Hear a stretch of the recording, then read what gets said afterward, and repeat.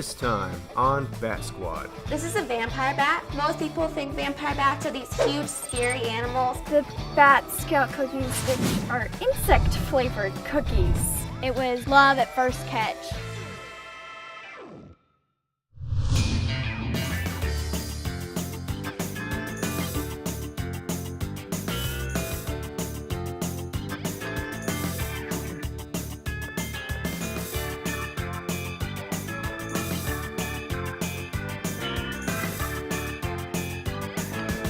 This is just amazing.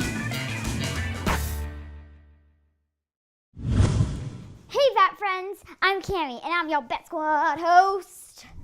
So what do you think about bats? You may think they're really scary, you may think they're really adorable and cute and cuddly, or you may just want to learn more about them. Like me, I always want to learn more about any animal. Let's get to know some Bat Squad members who can tell us all about bats. Today we'll meet Madison, Alexis, and Rachel. Madison is going to tell us all about the importance of bats. I'm listening.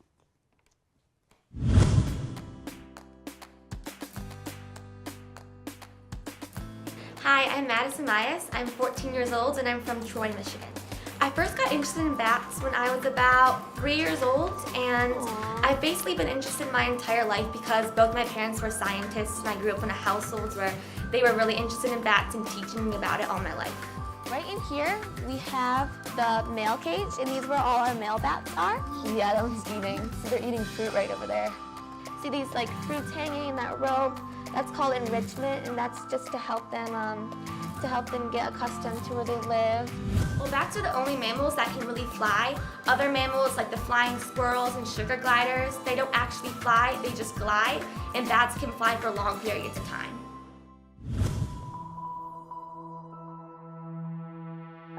Some of the great things about bats are that they eat more than thousands of insects every night, and this saves farmers millions of dollars every year on pest control.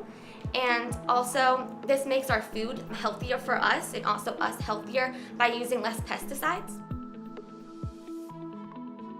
So bats disperse seeds in the rainforest, and what they do is after they eat the fruit, when they're flying over the rainforest, they disperse the seeds in their poop, and this spreads the tree seeds all over.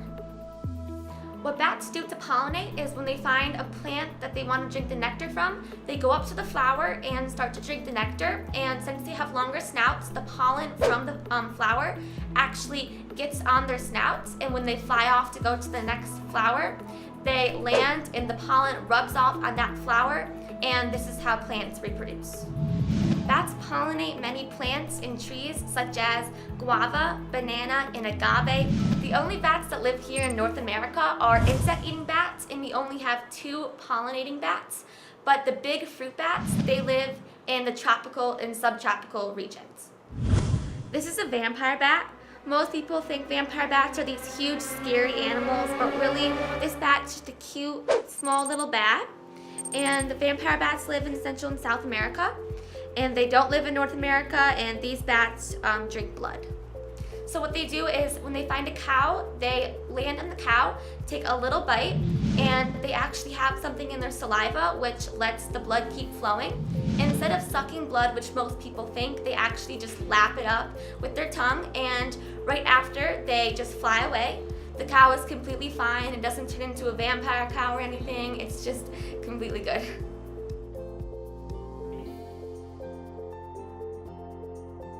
Vampire bats are actually really social animals. They have their own families and colonies, and they actually know all the bats in there.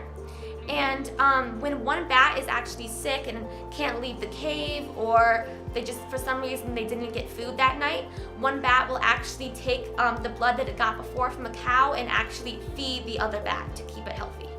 This is the vampire bat's wing, and it's like all the bat's wings. And basically you can see right there is the thumb of the bat.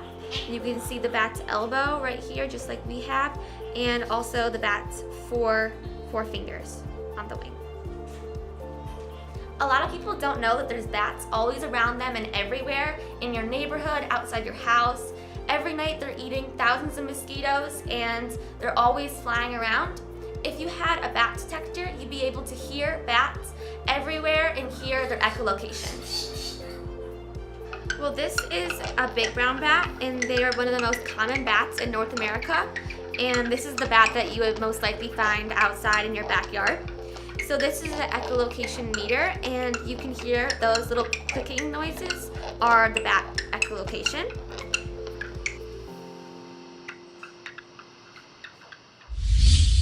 Thanks, Madison.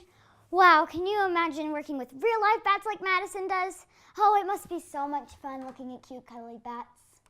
Let's meet another Bat Squad member who's doing her own research on bats in the field.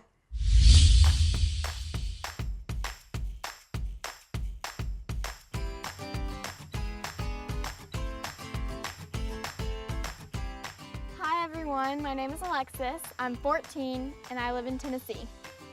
I have earned a very lovely nickname. My nickname is Batgirl, and it has stuck with me ever since 3rd grade. I've been working with bats for 7 summers now. I first got excited about bats when I was in 3rd grade, and I went out and I netted with Dr. Joy. So the next thing we're going to do is put the net on. And I caught one. It was love at first catch. Blue does go on first.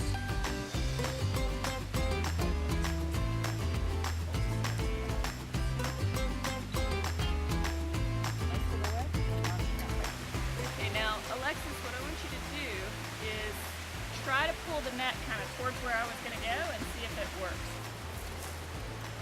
Ooh, I caught that. You're doing good. Keep going. Over the years, I've had various projects.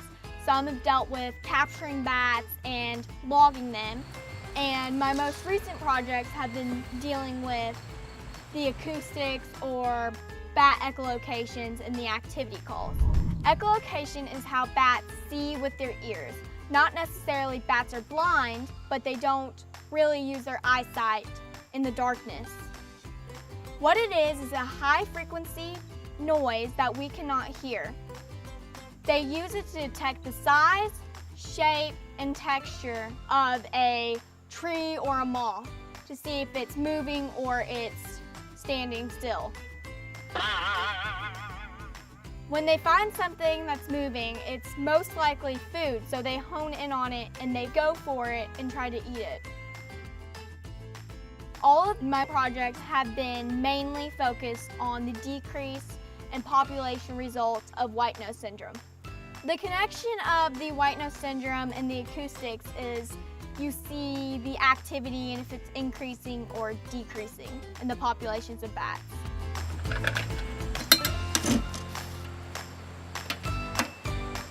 Well, I wanted to put up a bat detector to detect bat chat calls, see if there's an increase or decrease of bat populations. To do that, you have to get and apply for a permit for the Great Smoky Mountains National Park, which I have held for the last 3 years. A bat detector is a recording device used to pick up bat chats. Bat chats are the high frequency noises that are called echolocations. The one I have in my hand is an active bat detector. You can go around at night and walk and hear the bat frequencies. We cannot hear bat frequencies because it is above our hearing range. With this one, you can go out and you can actually hear them right away. You turn it on. I love that. Thanks, Alexis. That was so much fun, especially the part where you talked about echolocation. I mean, imagine how cool it would be to just move around in the dark like the bats do. You wouldn't even have to worry about bumping into anything like this table. Oh, and great job on your research, by the way. And if research isn't such your thing, then there are tons of other ways you can help bats. Rachel is going to tell us all about how much she loves bats and how much she can help from right at home.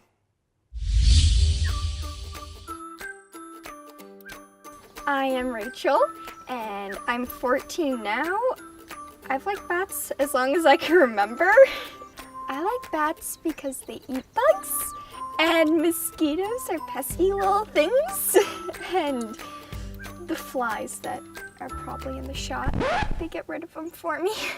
I first got into bats when I made a 6th grade project, and they were just so tiny that I got inspired to do a blog for them.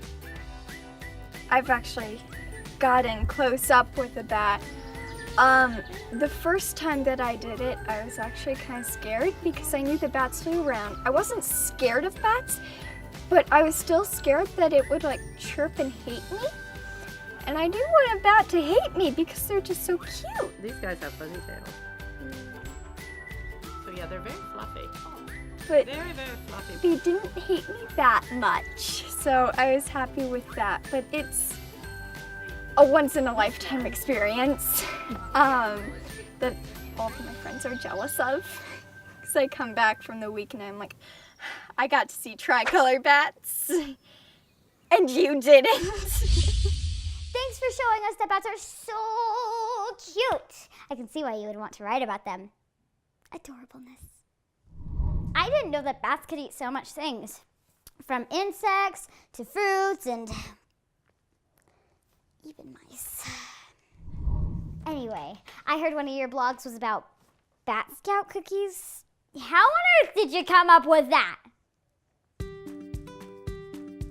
The Bat Scout cookies, I'm a Girl Scout, and I was sick and I didn't really want to, I couldn't come up with anything to write a blog that day, and I really just wanted to go to bed, relax, and I had the Girl Scout box sitting right there, so I just kind of took all of the kinds and the Girl Scout list, and I just kind of transformed it into creepy curly things.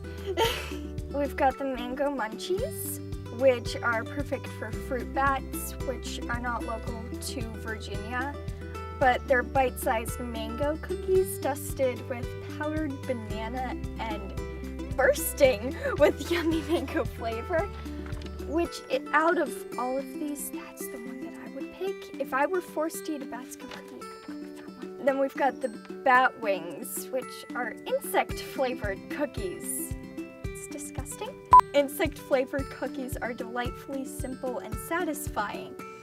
Not for humans. Crunchitos, crisp and crunchy beetle shell cookies with creamy worm filling, yum. Again, not for human consumption.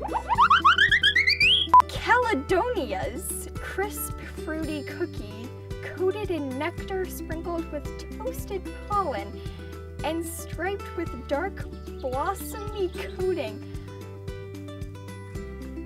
Well, if you're into pollen, I'm sure you could eat it. The kind of bats that would eat that are pollinating bats. Hang-alongs, crispy cookies layered with mealworm butter and covered with a mothy coating. Yum. Big brown bats would like that because they like mealworms. Thin moths, crispy cookies covered with a mothy coating. I am disgusted in myself for coming up with this. Why? What have I done?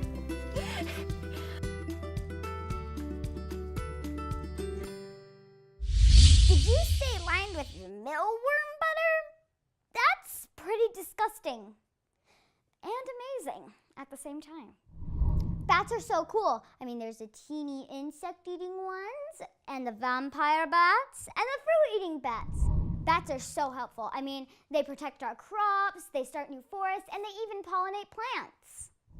Tune in to our next video called Hey Bat, What's Your Habitat? And you can also do this really fun activity called Calculate the Value of Bats.